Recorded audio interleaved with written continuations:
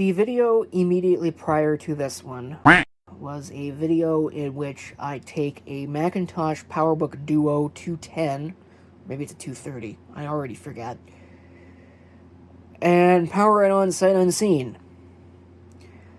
Now, that video hasn't been uploaded yet as I'm making this, so I don't know what the response to that video is going to be just yet, but I can tell you that the response that I normally get when I mention that I have this thing, I'm going to plug it in and power it on, I get people jumping down my throat saying that's a terrible idea, you should never ever do that before you replace all of the capacitors that are in the machine. You idiots. You know, it's a pay-to-play game, just replace all the caps right off the bat before doing anything.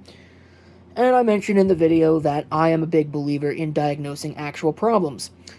Here's a counterexample to that, because I'm a big believer, again, in diagnosing actual problems, and we have an actual problem with capacitors.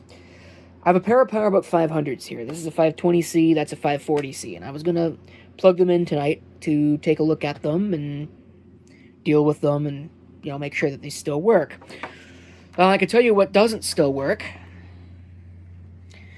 This is the power adapter. And, I mean, there's the model. ADP4888, I think. Or 48BB or something, I don't know.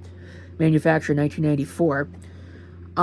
Plugged this in, and through my headphones that I had on at the time, could hear a electrical popping noise. That's very concerning, so I unplugged it basically immediately.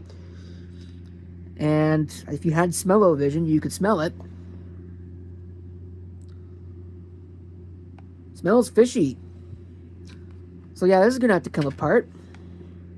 And I don't even really know how you do that, because I think these are ultrasonically welded together, so you're going to have to, like, put it in a vise or something. And of course, this plastic being what it is, it's probably going to explode into a million pieces when you try that.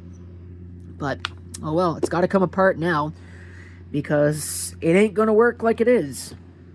And this is a problem that is going to befall all of these. It's going to befall, or has already befallen, all of the PowerBook 100 supplies, the PowerBook Duo supplies, which also contain a second nasty surprise in the form of a REFA capacitor.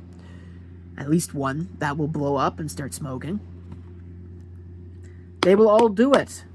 So yes, you do technically need to recap these things right away before plugging them in. At least that's the right way to do it. So again, I'm a big believer in diagnosing actual problems. But there's your counterexample to not blanket recapping, if you wanted one. This is a short little video, I guess just a short little PSA to anybody that has a PowerBook 500 series machine. You need to recap your power supplies, because they are at the point where they are going bad.